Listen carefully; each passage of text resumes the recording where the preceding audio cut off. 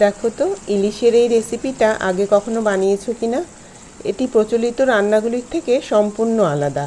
খুব সামান্য মশলার ব্যবহারে এক অনবদ্য স্বাদের সমাহার। এই রেসিপিটা বানানোর জন্য প্রথমেই আমি ইলিশ মাছগুলো নিয়ে নিয়েছি। এবার হলুদ লবণ মাখিয়ে নেব। কড়াইটা গরম হয়ে গিয়েছে, এবার কড়াইতে দিয়ে দিচ্ছি সর্ষের তেল পরিমাণ মতো। তেল গরম হয়ে গিয়েছে, এবার আমি মাছগুলো ছেড়ে দিচ্ছি। মাছগুলো একদিক ভাজা হয়ে গেছে, এবার আমি উল্টে দিচ্ছি মাছগুলোকে, দিয়ে অন্য দিকটা ভাজা হয়ে গেলে তুলে নেব। মাছগুলো ভাজা হয়ে গেছে, এবার আমি তুলে নিচ্ছি। এইভাবে বাকি মাছগুলো আমি ভেজে নেব। এবার আমি একটা মশলা বানিয়ে নেব। তার জন্য নিয়ে নিয়েছি জিরে, কালো জিরে আর কাঁচা লঙ্কা। এগুলো আমি শিলনোড়ায় বেটে নেব। জিরে আর কালো জিরেটা আমি ধুয়ে নিয়েছি ভালো করে। কাঁচা লঙ্কাগুলো দিয়ে দিচ্ছি। এবার আমি বেটে নেব, এটা একদম মিহি করে বেটে নেব। মশলাটা আমাদের পরিমাণ মতো নিতে হবে।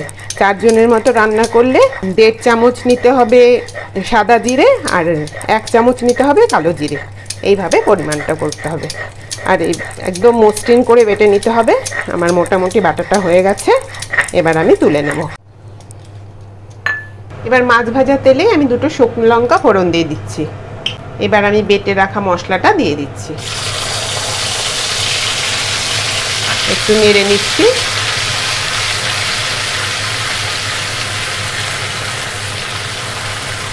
এবার দেব সামান্য একটু চিনি টেস্টের জন্য, পরিমাণ মতো লবণ আর পরিমাণ মতো হলুদ দিয়ে দিলাম।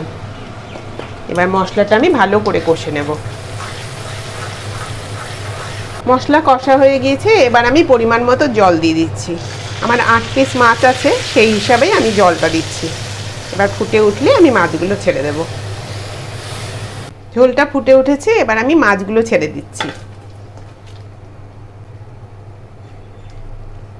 এবার একটু ঢাকা দিয়ে আমি 2 মিনিট রেখে দেব, তাহলেই তৈরি হয়ে যাবে।